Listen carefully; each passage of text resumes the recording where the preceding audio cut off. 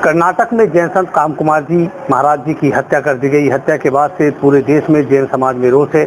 लगातार कई जिलों में जैन समाज के लोग अपना प्रदर्शन कर रहे हैं, अपना गुस्सा जाहिर कर रहे हैं। आज मुजफ्फरनगर में भी जैन समाज के लोगों ने डीएम मुजफ्फरनगर के माध्यम से एक ज्ञापन भेजा महामहिम राष्ट्रपति को, प्रधानमंत्री को, गृह मंत्री को, अल्पसंख्यक आयोग को कि कर्नाटक में जिस तरह से जैन संत की हत्या की गई है वो बहुत दुर्भाग्यपूर्ण है। मेरे साथ मुजफ्फरनगर में चातुर्मास कर रहे पुष्पचंद जी महाराज जी हैं।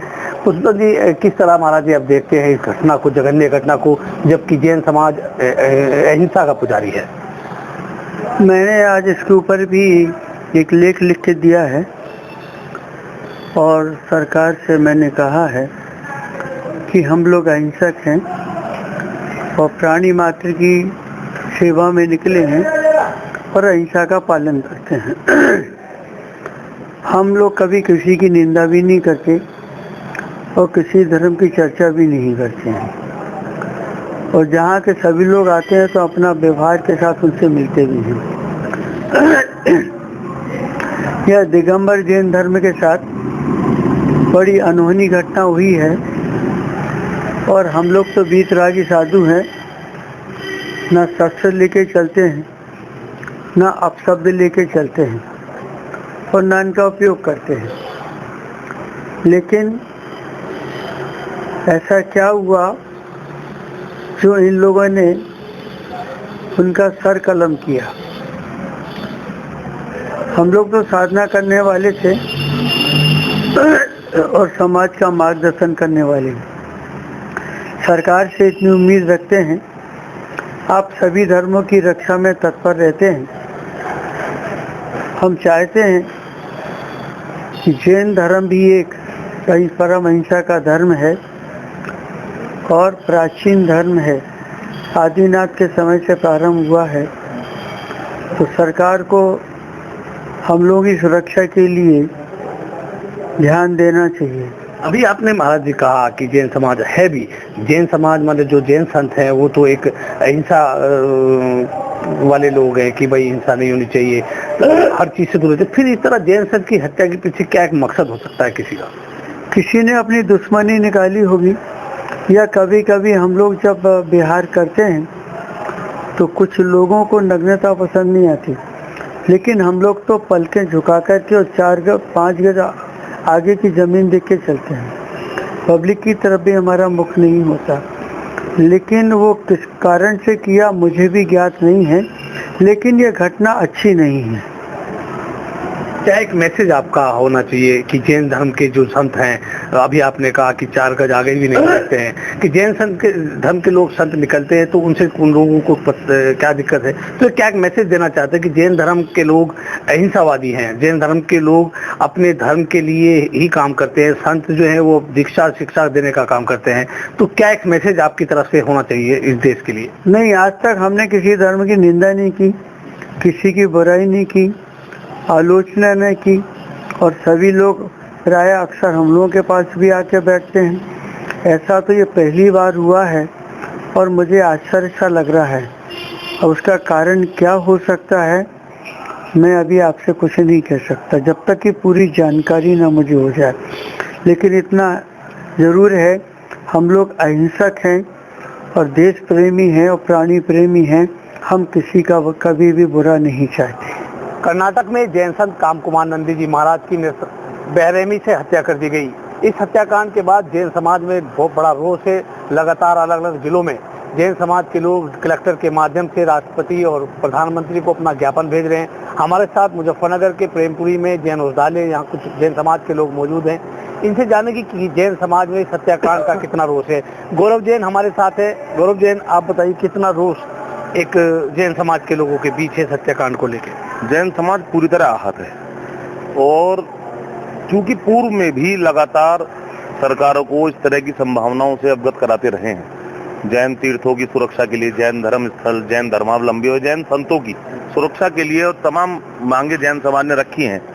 और वो मांगे इसलिए रखी गई थी कि हमें इस तरह की चीजों का डर था कि ऐसा होगा। अभी हाल में शिखरजी आंदोलन हुआ, उसके दौरान भी पूरे देश से इस तरह की मांगे सरकारों के पास गई, लेकिन सरकारों कहीं ना कहीं जैन समाज की तरफ से आज गूंगी बहरी बनी हुई है। और आज आपने परिणाम देखा, कर्नाटक के अंदर जैन संत परम पूज्य कामकुमार नंदी जी को जिस तरह से बेरहमी से कत्ल किया गया, वो कहीं ना कहीं जैन विरोधी मानसिकता है। एक आम आदमी इस तरह की घटना नहीं कर सकता। संत को किडनैप करना, बिजली के झटके देके मारना, फिर उनको टुकड़े टुकड़े करके फेंक देना, ये आम मानसिकता के आदमी का काम नहीं है। कहीं ना कहीं उसकी विकृत मानसिकता उस व्यक्ति की रही होगी, कहीं ना कहीं जैन विरोधी उसकी मानसिकता रही होगी।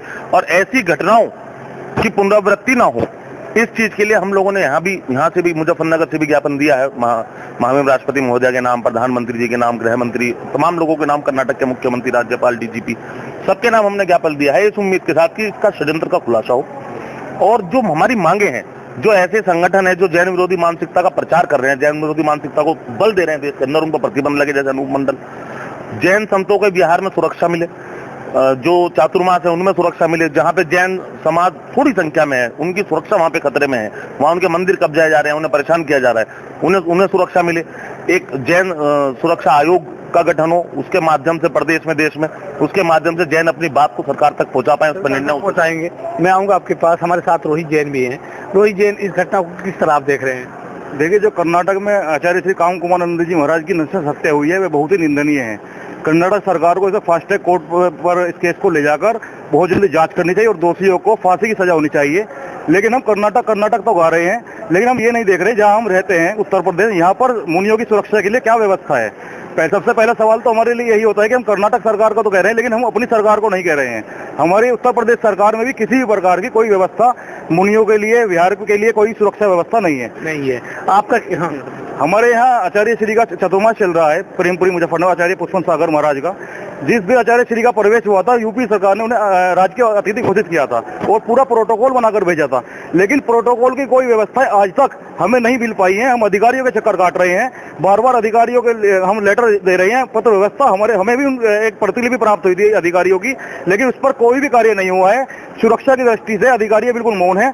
हम यही चाहते हैं मुजफ्फरनगर प्रशासन से भी कि आचार्य श्री पुष्पन सागर महाराज का जो आपने राजकीय अतिथि घोषित किया है, उस पर कार्य किया जाए और सुरक्षा सुनिश्चित की जाए।